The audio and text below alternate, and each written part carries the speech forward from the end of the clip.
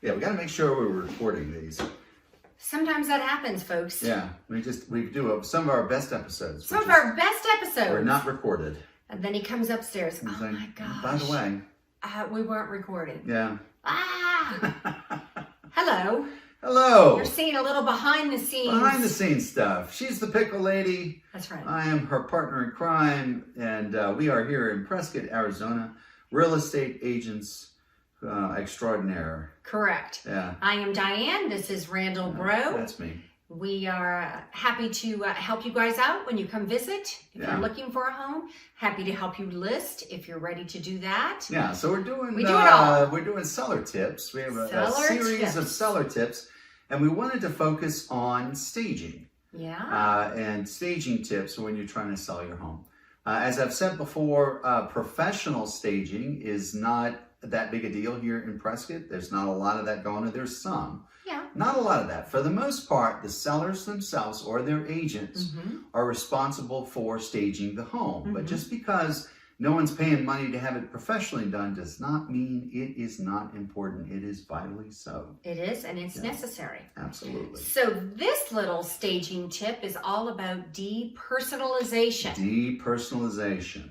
Yes. When people come in, they don't want to see, I have pictures, I know, pictures of your family, your children, your daughters, your wedding, you in your wedding dress, this, that, and the other. I am so guilty of this. Yes.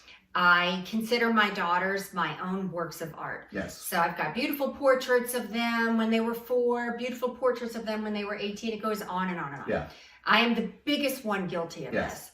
But when I go to sell, it's all coming down. Come down. Let me be clear. When we go over to someone's house, just socially, and their house isn't personalized, it's kind of creepy. Yeah, I don't like that. You go in, you don't see any pictures of them or their pets or their children, and it's like, this person must be in witness protection or something. I'm a little suspicious of that. Suspicious.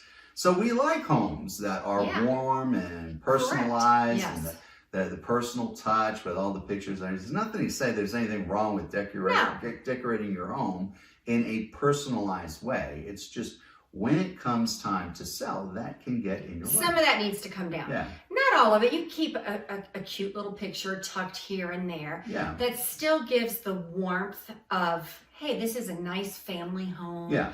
We've had a good time here. We've got good memories. It gives good juju. Yeah. But if it's too much of it, then people can't see past my family moving in here. Right. This is where I could hang my portraits. Yes. This is where I could hang my grandchildren's pictures. Yes. So if you're covered with all of your stuff and it's too much of it, they can't see past it and they can't see themselves. We want them to get an emotional connection to your home. I got to live here. My family would be so happy here. Yeah. So a couple of points there. First of all, the reason why you do this is that the reason why you stage in general is that people do not make rational decisions in buying a home. They make emotional decisions. They do. In buying a home. And you may say, oh, they can look past all my stuff. Well, they could. They could go home and Photoshop it all out, or they could, do it in their own minds. But what we're telling you is they don't. In practice, they don't. That's not how they make decisions. Most people, unlike investors, most buyers will make an emotional gut decision in connecting with the home. And if your personalized stuff doesn't connect with them, it's going to get in the way of that process. And they're not going to connect with your home and they're not going to want to move forward. That's true. The other thing to kind of depersonalize is, besides, family photos or, is anything that of religious nature that's, if you are overtly, if you've got a lot of religious or even, I hate to say it, patriotic, which I don't agree with, but yeah, I mean, we have religious stuff in our home. We have I have it all. I love it all. I love it all. That's how, that's how we personalize our home. Right. Some people, it could be that they are not religious. Correct. It could be that they have a religion that is different than yours. Right. And it's not like they say, oh, I would say I'm Jewish and all these crosses are around, or vice versa. And they say, well, I don't like all these crosses. I don't like this house. They won't even be able to articulate it. Correct. They just won't connect with the house. They won't even be able to explain why. There was something about the house that just didn't feel right. Right. You know, and that's what we're trying to avoid. Absolutely. I mean, I have all of that. I love it all. I have Buddhas. I have Catholic things. I have Jewish things. Yeah, we do. I like to cover my bases. Yeah, I have it all. I want to make sure I have crystals, you name it. Yeah.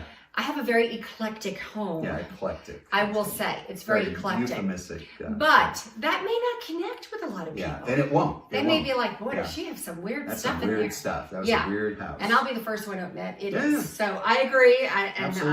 So when I do go to sell, I will remove some of those items. Yeah. Just because, again, we want it to be a clean slate. Yeah. That people can see, their special things coming in, their special photos, right, portraits and things like that. A quick rule of thumb when it comes to family pictures.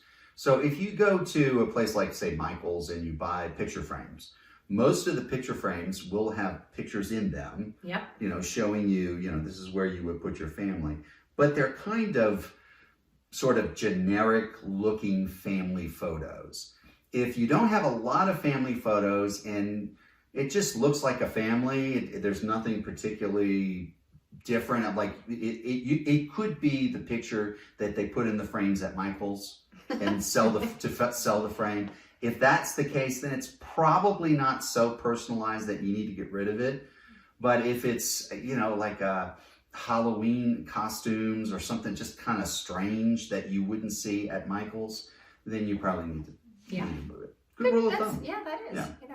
Just keep it light, keep it simple, keep it not too crazy like my house. And you'll do just fine. But the most important thing out of all of this is when your agent is nicely suggesting, hey, you might want to remove this, don't not argue, but don't get defensive.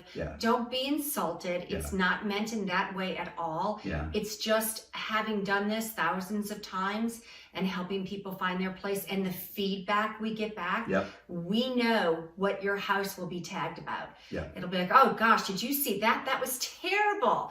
And so just listen to us ahead of time and you'll save yourself a lot of heartache. And it may not be fun to hear, and it may be, I'm not really comfortable. I understand. I mean, I get tagged myself. So it's a pain, but we're telling you, it will put money in your pocket. It will put money in your pocket, and it will save you, have the house sold pretty quickly.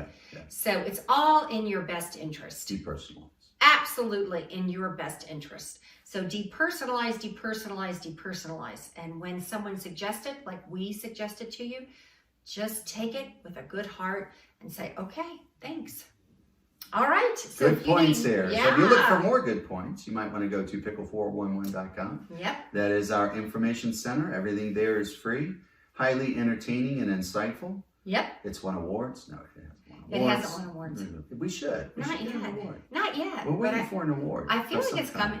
The Pickle. I do. The Pickle or something. Pickle award. It's coming. Yeah. It's headed. It's headed our way. We feel it. I think it's coming. I feel it. Yeah. All right. And if you're watching this, we want to wish you a Happy New Year. Happy New Year to you. Because 2022, I think, is just going to be amazing for everybody. We're going to turn this around, turn this ship around, and everybody's going to be the ship. Ship. Oh, okay. Ship. I thought you said something else. No. Okay. No. You could turn that other thing around too. Well, I'm done with that. Pretty much the same thing. It has been pretty. So I would agree. But we're going to turn that ship around. 2022 is going to be amazing. I just feel it. It's going to be a good start for all of us.